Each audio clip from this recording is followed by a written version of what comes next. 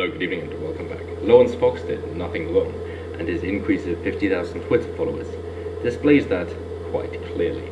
But of course, the lamestream media can't take that lying down, and therefore they have continued their barrage of attacks against him and tried to bring in some other celebrities in order to poke fun at him, mock him, and tear him down, because we can't have someone as part of a union to speak their own mind, because of course that goes against the collective of the union.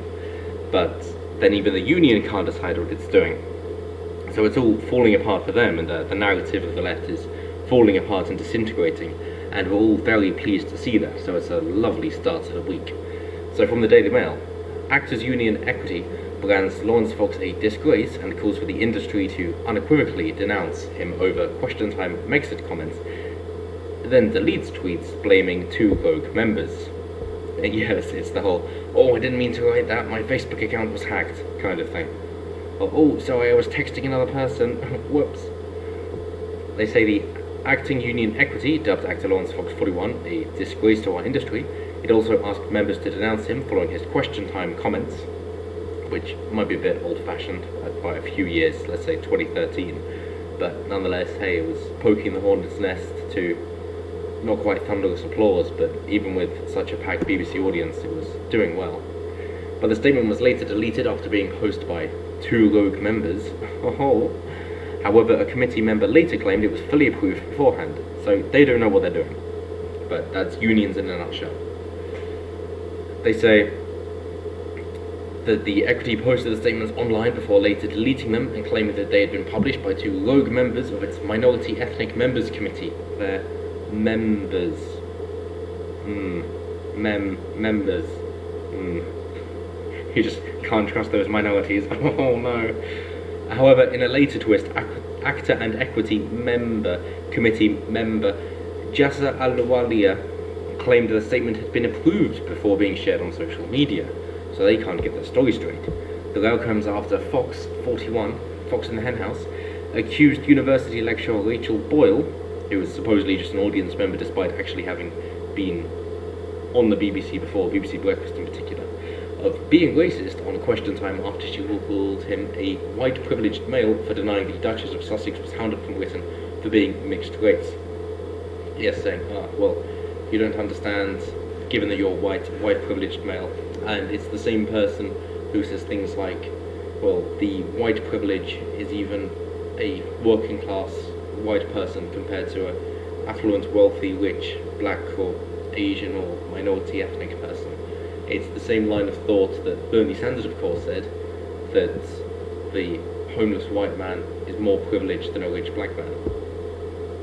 Which is, of course, utter nonsense, and what's the point of privilege if you can't use it for anything? How is this even privilege if it has no discernible positive? But there was support, as there always is now, for our kind of people, which is always nice to know, and they're even allowed on Twitter, and they're even verified. So we have Alice Evans saying, "This is not fair. Equity, you are speaking on behalf of thousands of actors who have not shared this opinion. This is beyond your mandate. Lawrence Foxx branded a disgrace by Actors Union amid question time's grayscale." But, of course, Jassa the other one, saying, "To be clear, contrary to the claim by Equity UK to the stage that our Equity Mem state was sent out without consultation with the committee was consulted, and our statement, now deleted by Equity, represents our united voice." So, it seems you've got a particular branch of Equity, the minority ethnic members, the MEMs, who are saying, oh, what do you think about this, because your opinion is more valued, because, hey, you've been left out in the sun too long, a bit overbaked, if you will.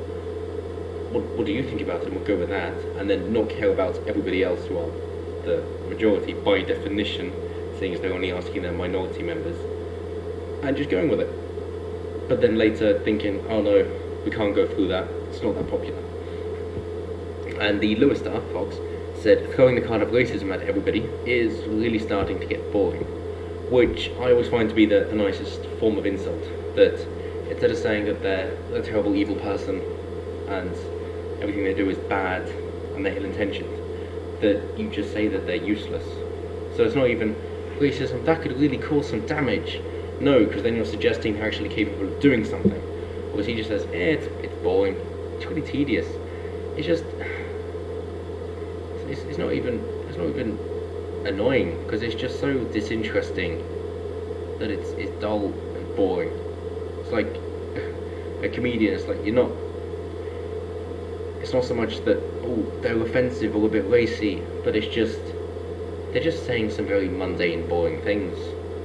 They're just like a lecturer, but without anything interesting to say, which really kneecaps it and takes it out straight away.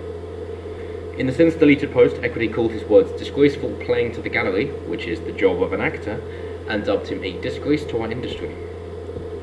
Moving on. Of course, it's got responses from everybody's favourite, Lily Allen, creating some fantastically hypocritical posts on Instagram, saying, sick to death of lovies, the irony, like Lawrence Foxx going on TV and forcing their opinions on everybody else, just answering when asked, when he'll never have to deal with what normal people have to deal with in his gated community. The hypocrisy.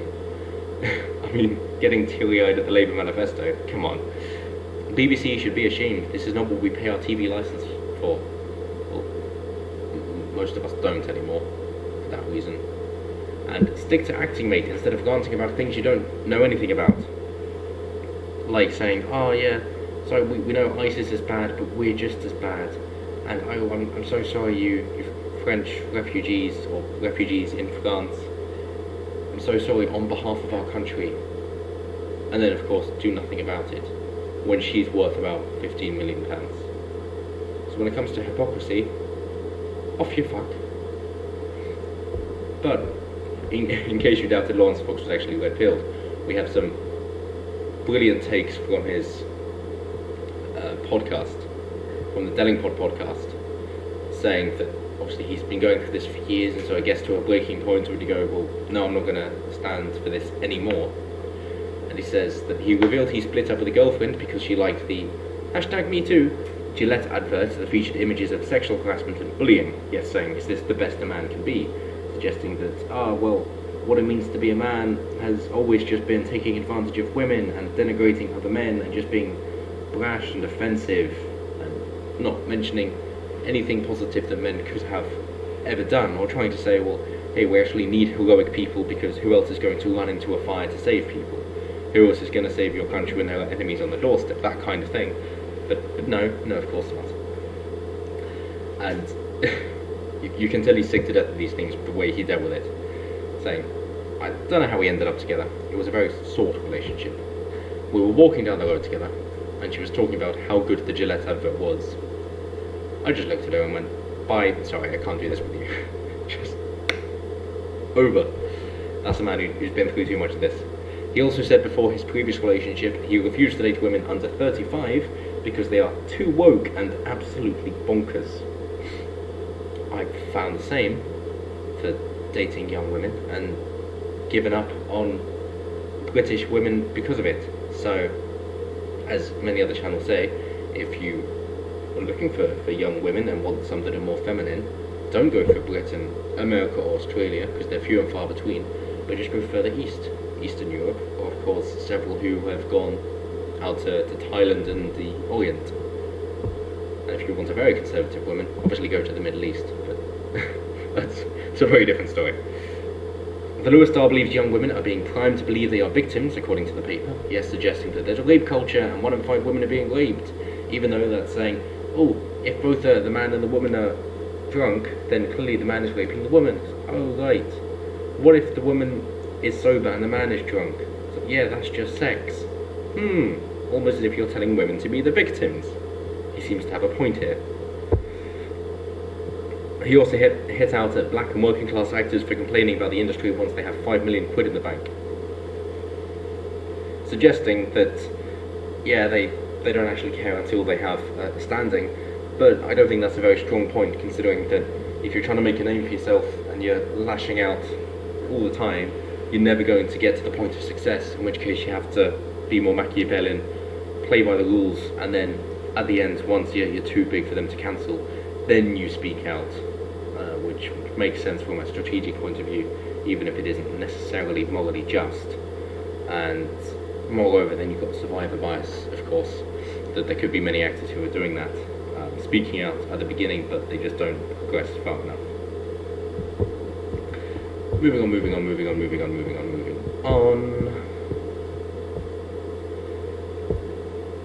We have his old tirade of mentioning Martin Luther King, more people going against Lily Allen and supporting Lawrence Fox, more examples of what Lily Allen has done wrong, and saying that she was still holding out for a Labour majority, and all those things are getting teary-eyed.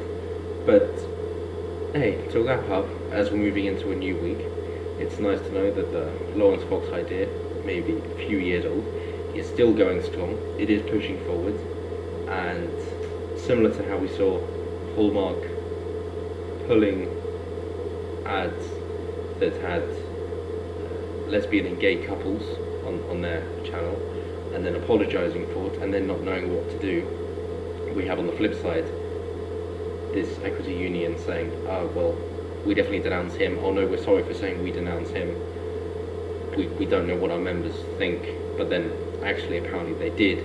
So it does seem to finally start to cut both ways, even though I think if you're going with a statement you should just stand by it and you made it for a reason, but at least we're starting to see the pendulum swing back the other way. So that's good news as you go into your week, and as always, have a good one.